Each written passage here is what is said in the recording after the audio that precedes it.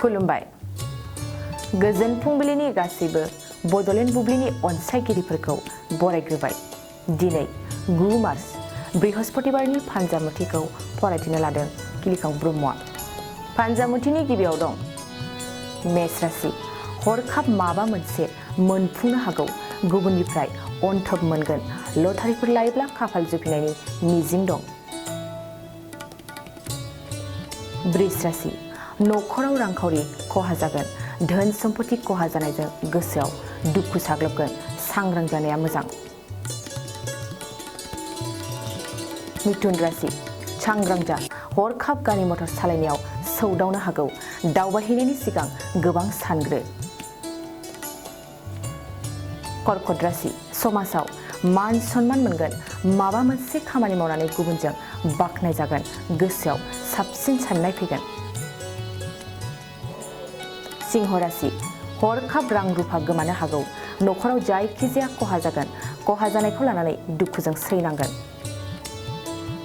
कन्या राशि सोलोंथाइ लानायाव मोजां सम जायखिजाया आनजादावनो उथ्रिसारनो हागोन उथ्रिसारनायाव गोबां रंजाखांगोन तुला राशि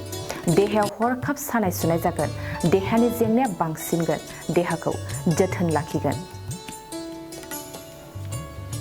वृश्चिक राशि थांखि जाफुंसारगोन हास्थायनाय मिजिंआ मोगथाङाव महर मोनगोन नाजायोब्ला साबसिन फिथाइ मोनगोन धनु राशि बिसि फिसायनि गेजेराव सोमोन्दोआ गोख्रोंसिन जागोन नखराव गोजोन खुसिया साग्लोबगोन खौसेथिया बांसिनगोन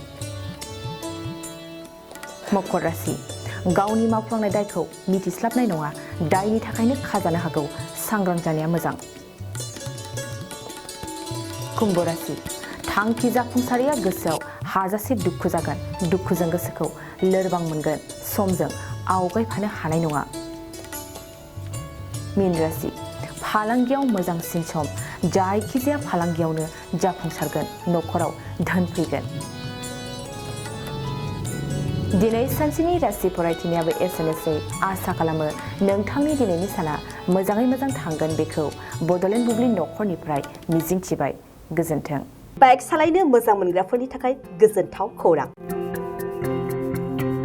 मार्च दाननि 22-23 आरो 24 अक्ट' सानथामनि थाखाय दावहारु अट' एजेन्सिया नोंथांनो लाबोगासिनो मेगालन काम एक्सचेन्ज मेला बे मेगालन काम एक्सचेन्ज मेलाखौ क'क्राझार बड'लेण्ड गेस्ट हाउसनि साखाथियावनो खुंफुंगोन